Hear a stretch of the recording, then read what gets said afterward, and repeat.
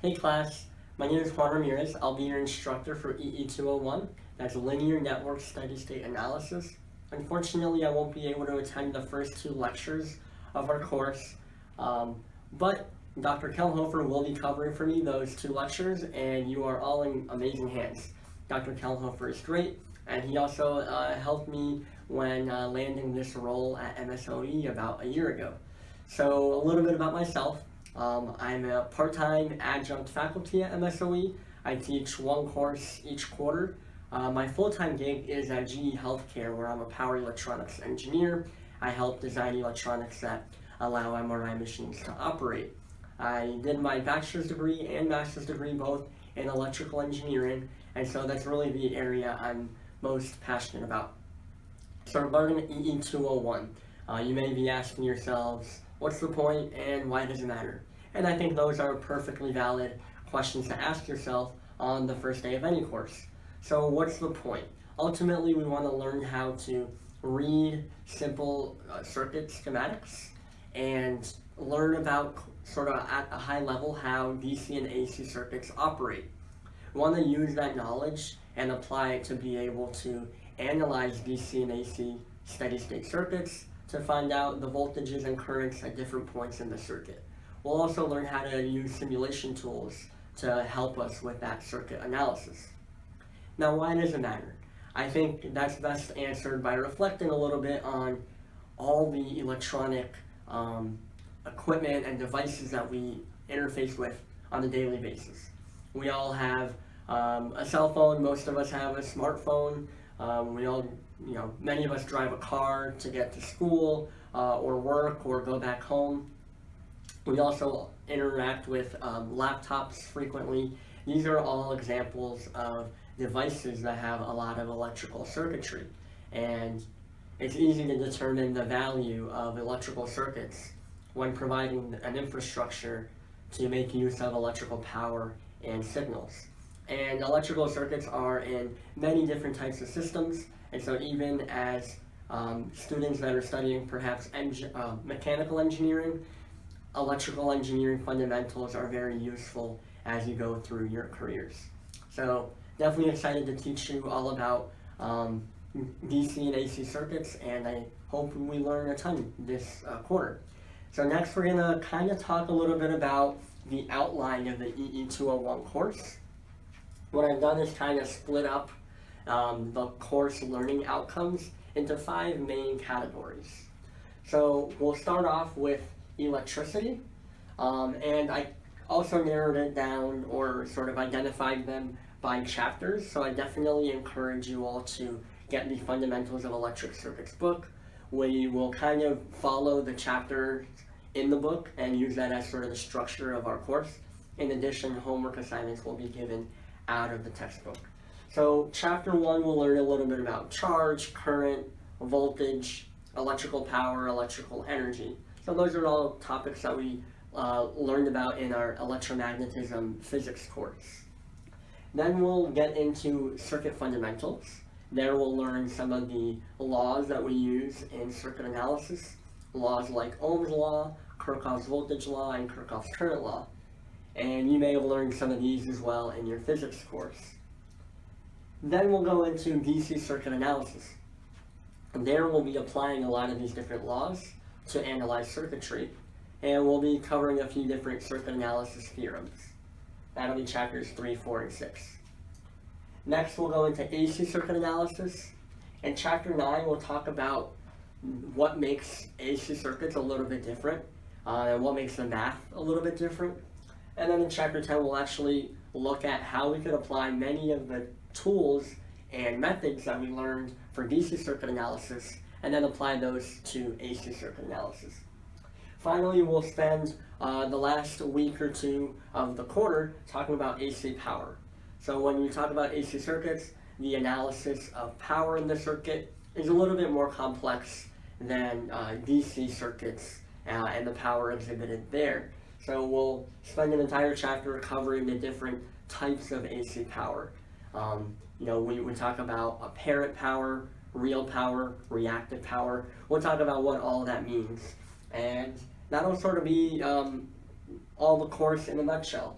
So I definitely encourage you guys to take a look at the syllabus. In the syllabus, I give a lot more detail in terms of course coverage, what will be covered each week, and things like that.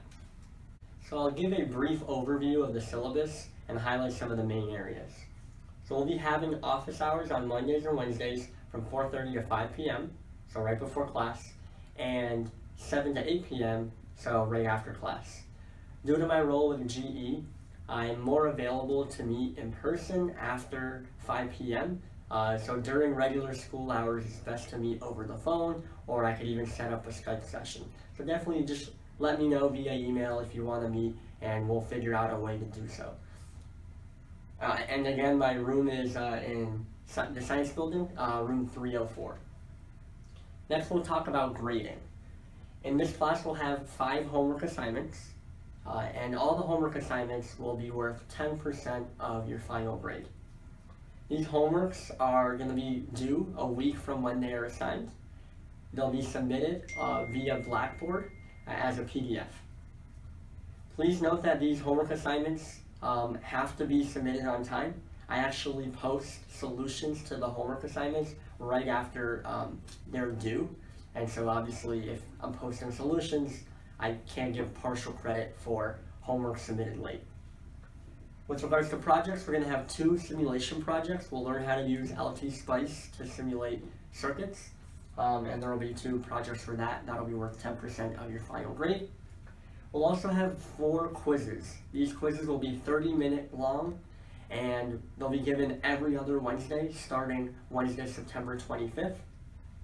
They'll be worth 15% each, so 60% of the final grade. And then we're going to have a comprehensive final exam that'll be worth 20% of your final letter grade. One policy I have for this course is that I will replace the lowest quiz grade with your final exam grade if your final exam grade is higher than that lowest quiz grade. So that gives you an incentive to work hard towards your final exam, and it also allows you to drop one of those quizzes if you did poorly on it. With regards to attendance, I do not require attendance for regular lecture sessions. However, attendance is required for quizzes and final exams. And if you cannot make it to a quiz or a final exam for an extenuating circumstance, please let me know as soon as possible, as unexcused absences will result in a score of 0 on that quiz or the final exam. And do note that there will be attendance sheets passed around the first 2 weeks, and that's just for the MSOE registrar to know who's in class. But other than that, I won't be taking attendance. Like with any other MSOE course, every student is responsible for adhering to the MSOE policy on student integrity, so I just figured I'd reiterate that. And also, there's the Student Accessibility Services Office. Please reach out to them if there are any accommodations required for disabilities or mental health or anything of that sort, and accommodations will be made. Finally, we're going to talk a little bit about the emergency response plan. So at the main entrance to this room, right next to it, there's an evacuation guide. On that guide, it kind of shows a map of the library building that we're in and how we go about getting out in the case of a mandatory evacuation, such as a fire. So there are 2 main exits. One is through that main entrance, and the other's on the opposite side of the room. There's another exit. If we are exiting via an emergency evacuation, we are asked to go to the athletic field behind the library building. So we'll go out through the main exit and then turn around once we're outside the library building to go towards the athletic field. We ask that the last student to exit the room closes the door, and that will be the procedure for an emergency evacuation. In the case of a tornado, L100, so the room we're actually in right now, is the adequate location for a tornado event if you're in the library building, so we just stay put.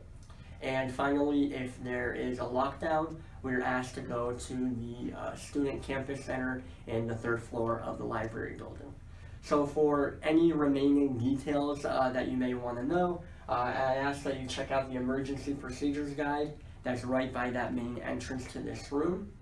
In addition, for all the details, the emergency response plan can be found online on the MSLE website. And the last thing is that chemicals aren't allowed in this classroom. Okay, so again, for any additional details, I do encourage you to read through the entire syllabus, which is posted on Blackboard, and really excited for EE201 this fall 2019 quarter. Again, a huge thank you to Dr. Kelmhofer, who's going to treat you all really well and teach you all about the basics of electricity, Chapter 1, and he's going to get into some of those circuit fundamentals into Chapter 2. Thanks again, and I'll see you next week.